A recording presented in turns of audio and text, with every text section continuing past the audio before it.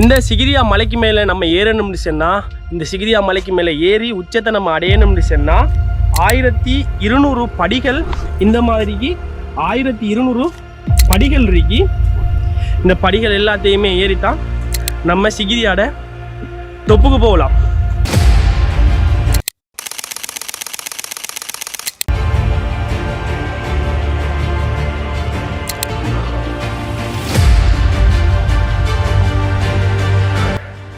இவ்வளவு நேரமும் நம்ம படிகள் காசியப்பன் காலத்தில் அமைக்கப்பட்ட படிகளில் தான் ஏறி வந்தோம். இப்போ அமைக்கப்பட்ட படிகளில் தான் ஏறி இனி போகணும். இன்னும் நாங்கள் ஒரு 25% கூட ஏறலை. இவ்விடத்துலேருந்து பார்க்கறதுக்கு சிகிரியா வேறு அம்மாய்க்கு இருக்குது. சத்தியமாக எப்படி இருக்குன்னு சொல்லி போட்டு பாருங்கள், எவ்வளோ அழகாக இருக்குன்னு சொல்லி போட்டு பாருங்கள். வா, இந்த இடத்துல தண்ணி அப்படியே வலியுது, சொட்டு சொட்டா தண்ணி அப்படியே வடியுது, இவ்வளோ அழகாக இருக்கு.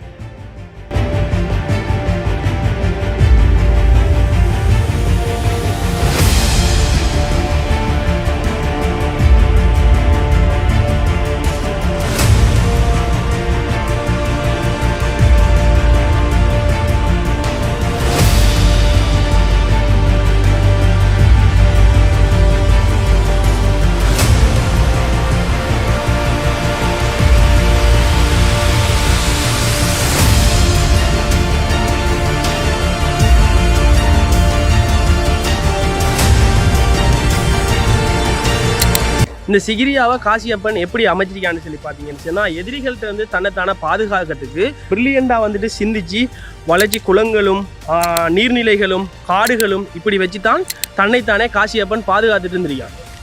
இப்போ நமக்கு பின்னுக்கு இருக்கிற இதை பார்த்தீங்கன்னு சொன்னால், இதுதான் பாதுகாவலர் அரண். இதில் 24 hours வந்துட்டு காவலர்கள் காவல் காத்துட்டே இருப்பாங்க, வாட்ச் பண்ணிட்டே இருப்பாங்க. யாரும் எதிரிகள் வராங்களா வரலையா, நம்மளை தாக்கத்துக்கு யாராவது எதிரிகள் வராங்களான்னு சொல்லி வெப்பன்ஸோட காத்துட்டு இருப்பாங்க. 24 hours இவட தெரிப்பாங்க. அப்படி எதிரிகள் யாரும் வந்தா இந்த மலைக்கு மேலால வரைவி தான் ஏறி வருவாங்க. இப்படி ஏறி வரக்குள்ள முக்கியமான ஒரு வெப்பன்ஸ் என்னன்னு சொன்னா, இவங்க தாக்கி பார்ப்பாங்க. இப்போ பெஸ்ட்டுக்கு என்ன செய்வாங்கன்னு சொன்னா, அம்புகளாலையும் ஈட்டிகளாலையும் தாக்கி பார்ப்பாங்க. அப்படி தாக்கியும் எதிரிகள் வீழல்ல, அவங்க வந்துட்டு இன்னும் ஏறிட்டு அரிக்காங்க, மேலே வந்துட்டு அரிக்காங்கன்னு சொன்னா, முக்கியமான ஒரு வெப்பன்ஸா வச்சிருக்கிறது தான் இந்த பிரம்மாண்டமான கல்பாறை. இந்த கல்பாறையை பார்த்தீங்கன்னாலே விளங்குது எவ்வளவு பிரம்மாண்டமா இருக்குன்னு சொல்லி போட்டு. இந்த கல்பாறையில் என்ன செஞ்சிருக்காங்கன்னு சொன்னா பாத்தீங்கன்னு சொன்னா, முட்டு கொடுத்து ஃபுல்லா வந்துட்டு முட்டுகளால் நிரப்பப்பட்டு இந்த கல்பாறை இருக்குது. கீழே நிலத்துல எந்த ஒரு இடத்துலயுமே இந்த கல்பாறை வந்துட்டு படல.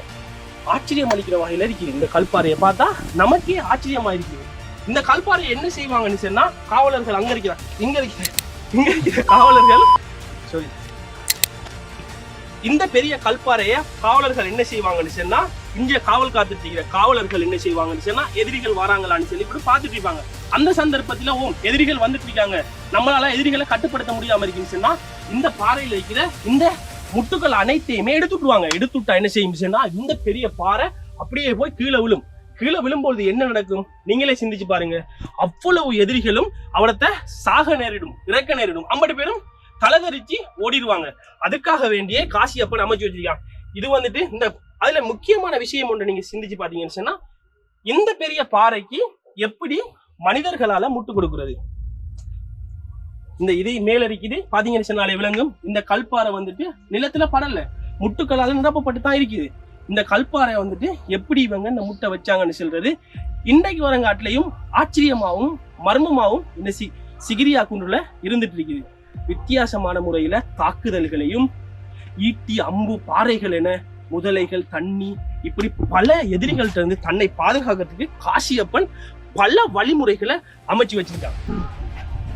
நான் இந்த இடத்தை நிறைய வீடியோக்கள்ல பார்த்திருந்தேன். என்ன சொல்லியிருந்தாங்கன்னு சொன்னா, தமிழ் வரலாறுகள் அழிக்கப்பட்டதாகவும், இந்த இடத்துல வந்துட்டு இந்த சிங்கத்துல வந்து பாத்தீங்கன்னு சொன்னா,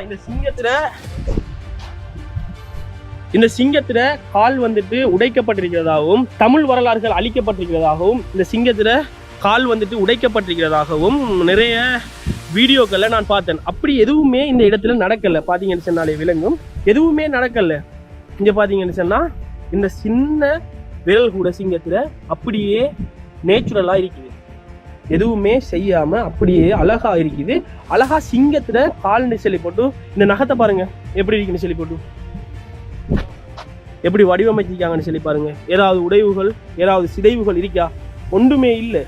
அப்போ வந்துட்டு அது ஒரு பொய்யான விஷயம். அந்த காணொளிகளில் நீங்கள் பார்க்குற விஷயம் வந்துட்டு ஒரு பொய்யான விஷயம். இந்த சிங்கத்தில் கால் நகங்கள் உடைக்கப்படலை. தமிழ் வரலாறுகள் எந்த இடத்துலையுமே அழிக்கப்படலை. சிகிரியான அரவாசிக்கு நம்ம இப்போ வந்துட்டோம். இந்த இடத்துல பார்த்தீங்கன்னா ஒரு சிங்கம் வந்துட்டு இப்படியே உட்கார்ந்து இருக்கிற மாதிரி ஒரு அமைப்பு தான். இப்போ தற்காலத்தில் எல்லா இப்படி சிங்கத்துல கால் மட்டும்தான் காணப்படுது, வேற எதுவும் இல்லை. இந்த நுழைவாயில் எப்படி இருக்குன்னு சொன்னா சிங்கத்துல வாய்க்குள்ளால நம்ம போற மாதிரி தான் இந்த நுழைவாயில அந்த காலத்துல காசியப்பன் அமைச்சிருக்காங்க. இப்ப பாத்தீங்கன்னா இடைவடையிலே 2 பக்கமும் இருக்கிற கால்கள் மட்டுமே நமக்கு தெரியுது. மேல போய் மிச்சம் என்ன இருக்குன்னு சொல்லி போட்டு வாங்க போய் பார்ப்போம். இந்த இடத்துலால நம்ம இப்ப போகக்குள்ள இந்த இடம் எப்படி காணப்படுது, அந்த காலத்துல இந்த இடம் எப்படி காணப்படுதுன்னு சொன்னா சிங்கத்துல வாய்க்குள்ளால நம்ம போற மாதிரி தான் இந்த இடம் காணப்பட்டிருக்கு. இப்ப சிதைவடைந்து மறுசீர் அமைப்பு பண்ணிதான் இந்த இடம் இப்போ வந்து கற்களால கட்டப்பட்டிருக்கு. அந்த காலத்துல கற்களால கட்டப்படல, சிங்கத்துல வாய்க்குள்ளாலதான் இந்த நுழைவாயில் போற மாதிரி இருக்கும். இந்த காலகட்டத்திலேயே இப்பயே நமக்கு இந்த படியில ஏறதுக்கு இவ்வளவு கஷ்டமா இருக்கும். இந்த படிக்கட்டு எதுவுமே இல்லாம அந்த படிக்கட்டுல செதுக்கி ஏறிப்பாங்க. எவ்வளவு கஷ்டப்பட்டு ஏறிப்பாங்கன்னு சொல்லி போட்டு பாருங்க. எந்தவித படிகளுமே இல்லாம அந்த காலகட்டத்துல மலைகளை செதுக்கும் குடஞ்சும் பலவைகள் வைத்தும் ஏறிப்பாங்க. அப்ப எவ்வளவு கஷ்டப்பட்டு எவ்வளவு திறமையா இந்த பலைக்கு மேல ஏறிப்பாங்கன்னு சொல்லி போட்டு நீங்க செதுக்கி பாருங்க.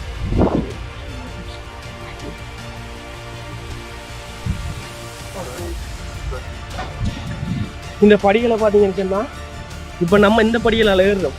இங்க பாருங்க படிகளை எப்படி இருந்திருக்குன்னு சொல்லி அவங்க ஏறதுக்கு இந்த படிகளால எப்படி ஏறிப்பாங்கன்னு சொல்லி ஒரு யோசிச்சு பாருங்க. எவ்வளவு கஷ்டப்பட்டு இதான் படிகள். இந்த கஷ்டம் ஒவ்வொரு படிகளா இருந்திருக்கும். எப்படி ஏறிப்பாங்கன்னு சொல்லி போட்டு பாருங்க. இங்க பாருங்க நம்ம சும்மா ஏறக்கையே நமக்கு ஃபுல்லா நடக்குது. அப்ப எப்படி ஏறிப்பாங்கன்னு சொல்லி போட்டு பாருங்க. ஆனா அந்த காலத்து மன்னர்கள்ற படைகள்ற பலத்தை எந்த அளவுக்கு பலமா இருந்திருக்காங்கன்னு சொல்லி போட்டு பாருங்க.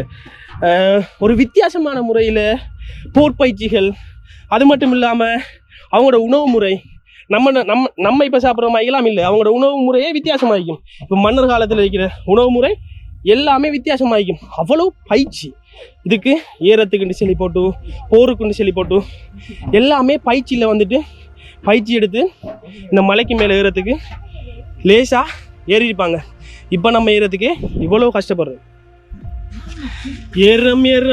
ஏறிட்டு அதிகம் சிகிரியாண்ணம் தொப்பு வர வாங்கிக்கல பாபோ